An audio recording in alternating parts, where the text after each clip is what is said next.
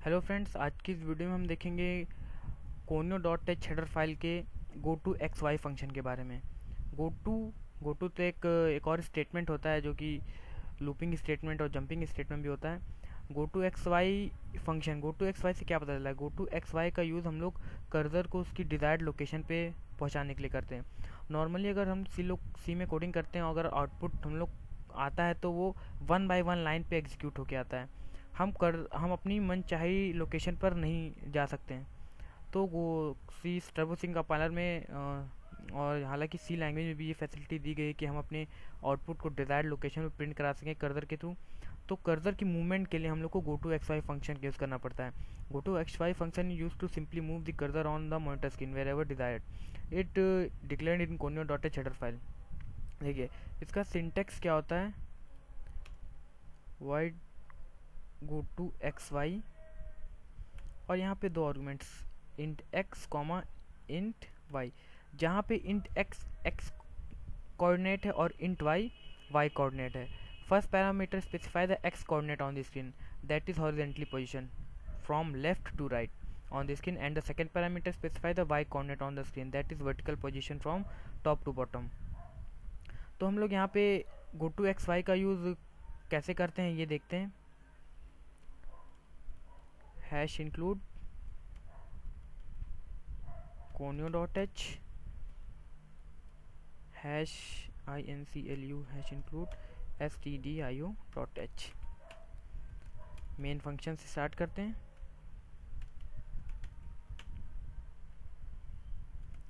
Screen clear की gate C H, ये हमारी मेन की बॉडी तैयार होगी। अब देखिए हम लोग go to X Y function का यूज़ कैसे करते हैं। इंट एक्स कॉमा वाई लिए हम लोग ने। पहले नॉर्मली हम लोग प्रिंटिंग देखते हैं कर्सर कैसे प्रिंट करता है।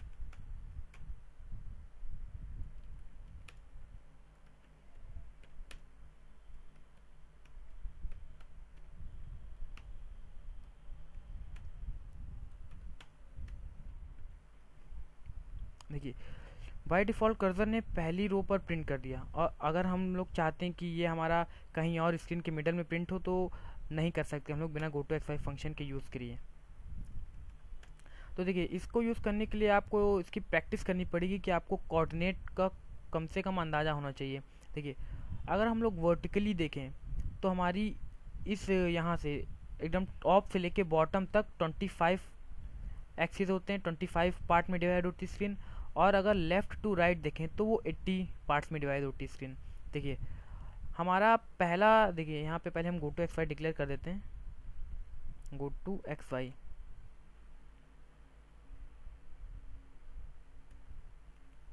गो टू एक्स वाई हमारा पहला नंबर बताता है कि रो बताता है और दूसरा कॉलम। देखिए, अब हमको थोड़ा बहुत अंदाज़ा लगाना पड़ेगा कि हमको कहाँ पे स्क्रीन ले आना है। देखिए, अब जैसे मुझे यहाँ पर जहाँ पे इसमें कर्सर ब्लिंक कर रहा है यहाँ पे ले आना है। देखिए, आप इस टर्मिनल विंडो पर भी इसकी लोकेशन फाइंड कर सकते हैं। देखिए, यहाँ पे जो 6,19 ये बता रहा है, ये रो और कॉलम की इस विंडो के लिए, जो टर्मिनल विंडो आपकी खुली है इस विंडो के लिए रो 6 और कॉलम 19 पर, इस समय हमारा कर्सर 6,19 रो कॉलम पर है।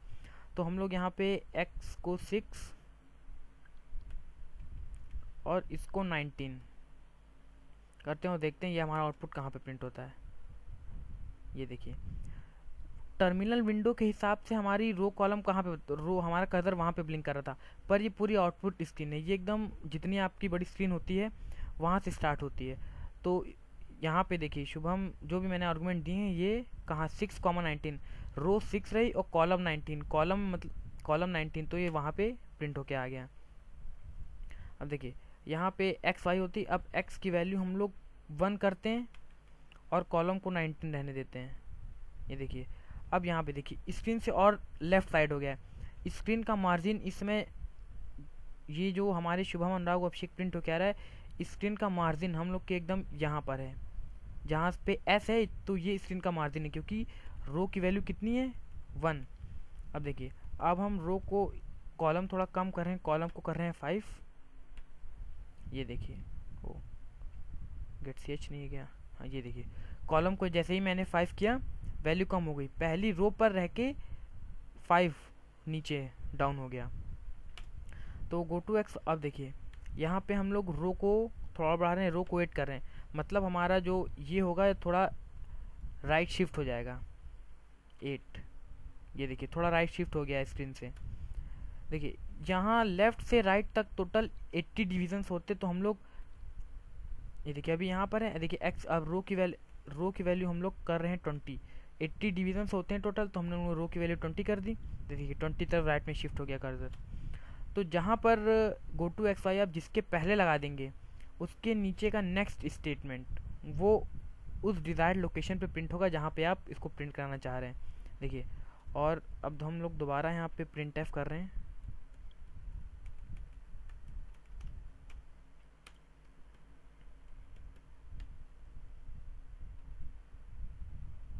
ये देखिए गो टू एक्स वाई को यूज़ करने के बाद जितने भी स्टेटमेंट नीचे के होंगे वो वहाँ से उसी कर्सर के वहीं पे प्रिंट होके जहाँ पे आपका कर्सर ब्लिंक कर रहा हो प्रेजेंट टाइम पे।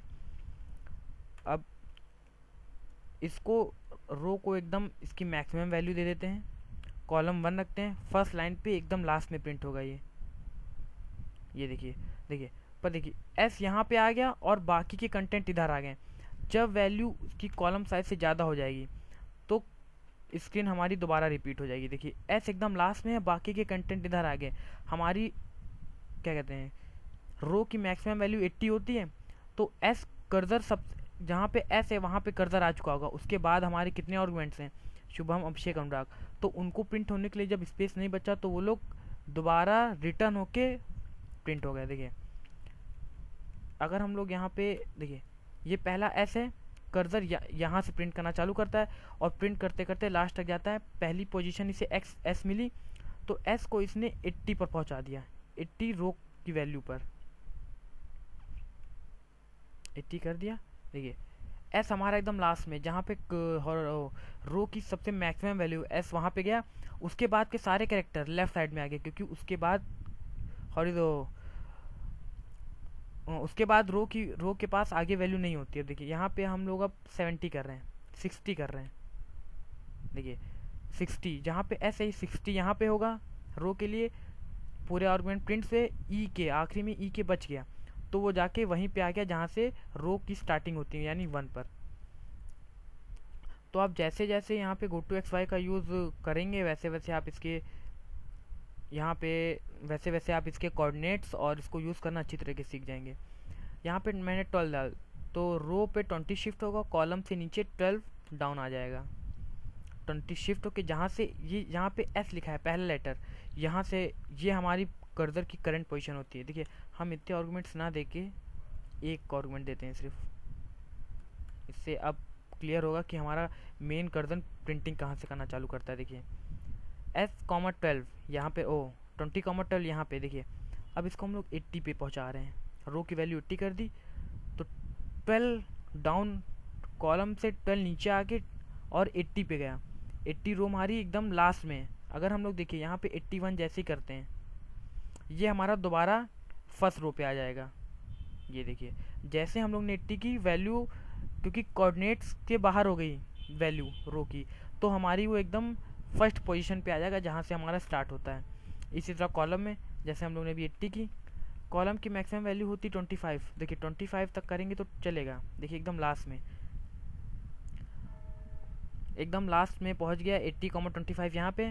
अब देखिए जैसे हम लोग 26 करते हैं, ये अपनी फिर से इनिशियली पोजीशन पे पहुंच जाएगा। वो देखिए जैसे ही एक्स वाई की कोऑर्डिनेट्स की वैल्यू मैक्सिमम होगी अपनी रेंज से, तो कर्सर बाय डिफ़ॉल्ट अपनी ओरिजिनल पोजीशन पे पहुंच जाएगा जहाँ से वो बाय डिफ़ॉल्ट प्रिंटिंग स्टार्ट करता है।